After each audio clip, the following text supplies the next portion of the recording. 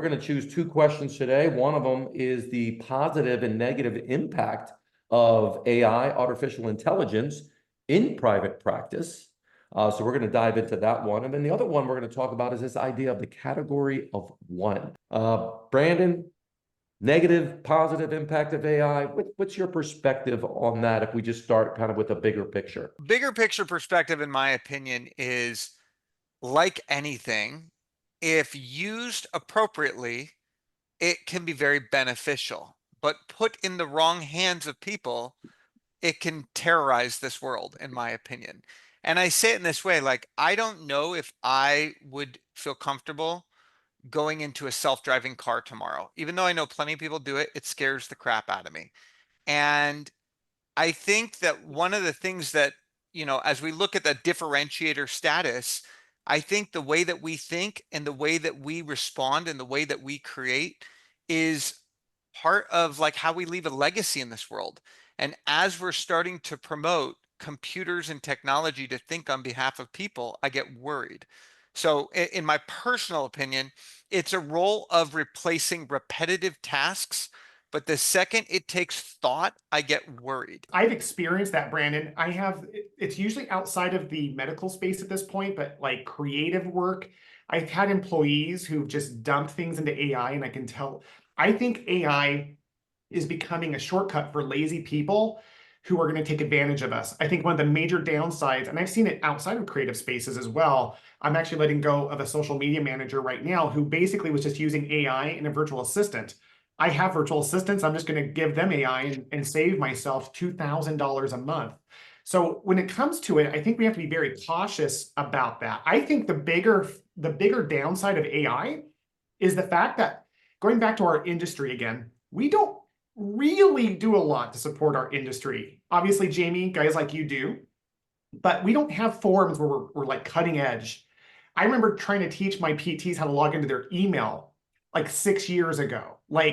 So what I've been told by my friends in my network who are non-PT in the techie world, they're saying prompt engineering. If you haven't heard that term, write it down. Prompt engineering, the knowledge base of how to prompt AI to serve you, is going to be, for this generation, what a college degree meant to our grandparents. I've heard that from very forward-facing guys who live in the AI space. And so I think the biggest fear I have is that if you're a business owner and you're not doing something to stay on top of it, that will be one of your biggest downfalls. Because AI is here to stay. It already is revolutionizing healthcare in ways that I'd be happy to talk about.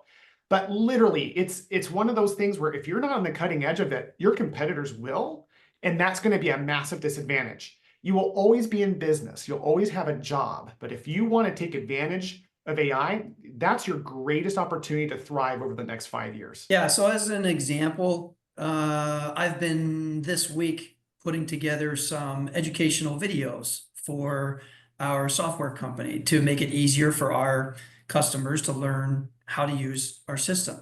And we took the educational video and we basically used ChatGPT, and we basically said, all right, write an article for us that puts the content of this video into an article.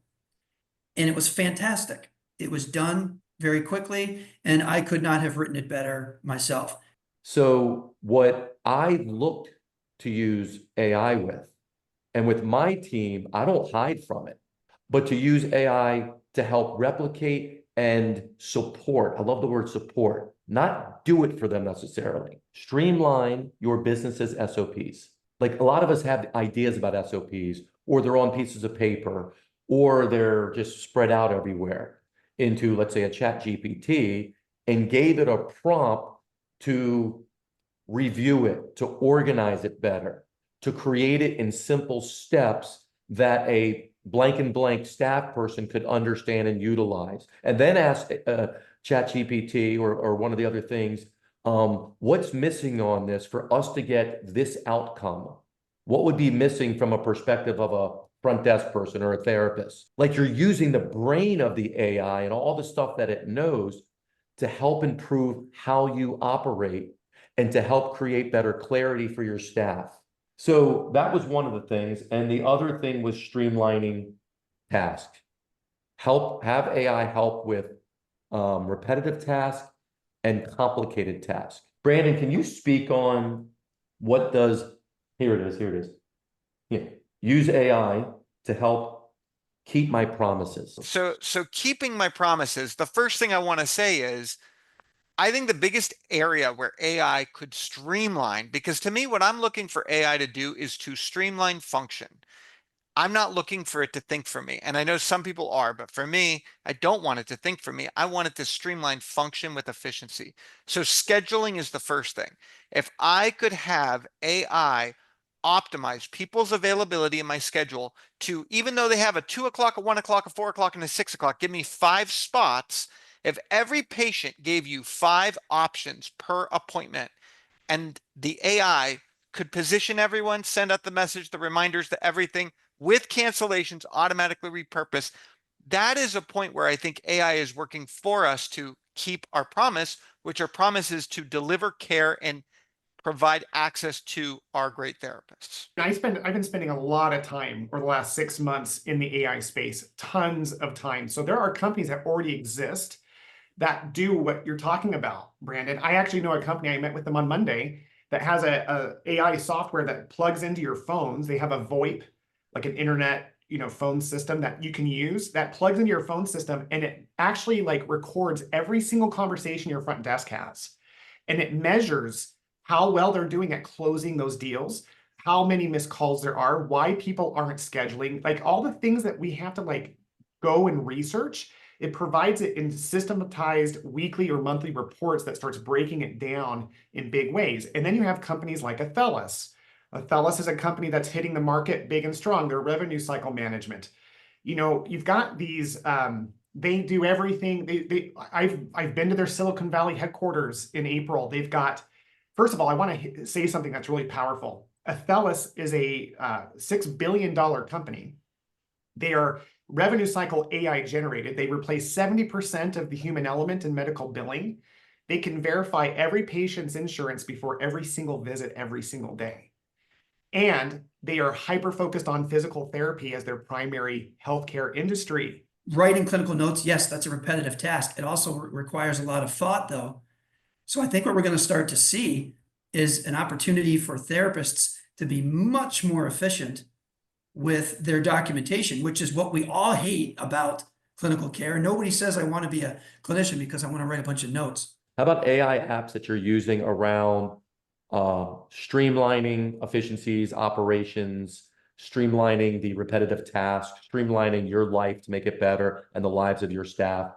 Throw out what you got. I got that initially as a sales. It was recommended by, again, my network of, they're all like in their like mid-20s or early 30s, these guys and girls.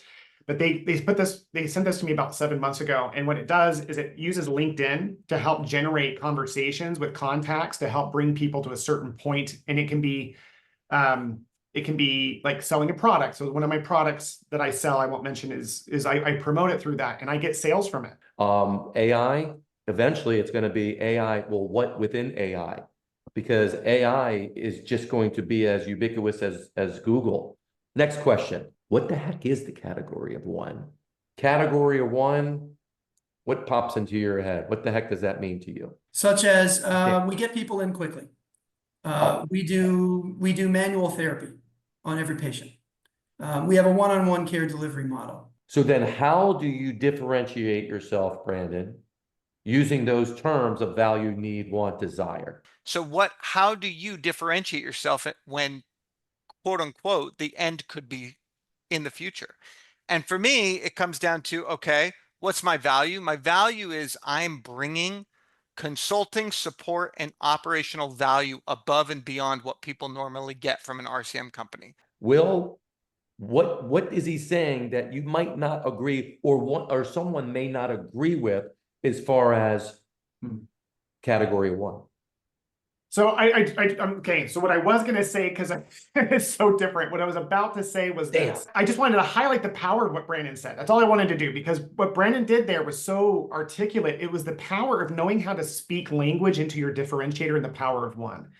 Because I did mention an AI company earlier today. And now you know the difference, and you would know why you would want to go Brandon's route versus the other route. I think that without that language, he becomes commoditized as the new flashy thing comes in and maybe gets results that are similar or better, depending on what they do comparatively to the market. But Brandon can come in and understand what your needs and wants are in a way that, like, as long as he can message that, that's really powerful. It's so easy to be everything to everybody. We know we shouldn't be, but it's hard. How did you or how do you handle that of not trying to be everything for everybody? An outside perspective looking in is the only way I was able to really understand this. It's like I'm too close to the trees in my forest. Having a powerful coach help me pull back from that. I've said this before, I've never not had a coach. I've had one every year for the last, since 2008. What is that? You know, long time. Every year since then. And so that perspective is there. The thing that I tell people about finding their genius, and this is something I was taught, and I think I've even added my own flavor to this, which is rare. 99% of what I share is indeed, which means ripped off and duplicated from great people that they're willing to share, by the way, not stealing. But is this idea that, like, our genius is oftentimes unearthed. Like there's a trail of breadcrumbs in our past where we can find where our genius has showed up. And what's really interesting is oftentimes it's created or nurtured in our most painful experiences in life. So I love what you said, Will, and I can't help myself being my sage coach self.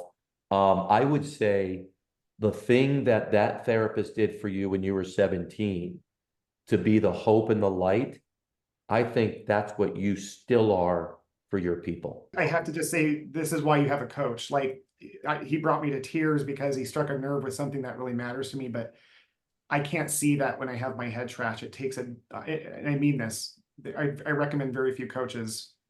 Jamey and his team have that ability, and I appreciate that because you've just given me a lot more grounding. Jamey, thank you. So as we come up on the top of the hour here, I want to, first of all, thank my amazing panel, Jason, Will, and our special guest, Brandon, who I have a feeling is going to be a special guest more often. Just love the way he thinks and shows up. Just so genuine, authentic, and real. I want to give an opportunity. Brandon, people want to connect with you. People want to know more about you. People just love you. And they're like, I want more Brandon. How do they get more Brandon? How do they connect? Well, if you're going to PPS, I'll be there. So come say hi, give me a high five, whatever, fist bump. Let's have some fun. Let's learn and grow together. So that's coming up in 2 weeks. But otherwise, wellnessworksmp.com.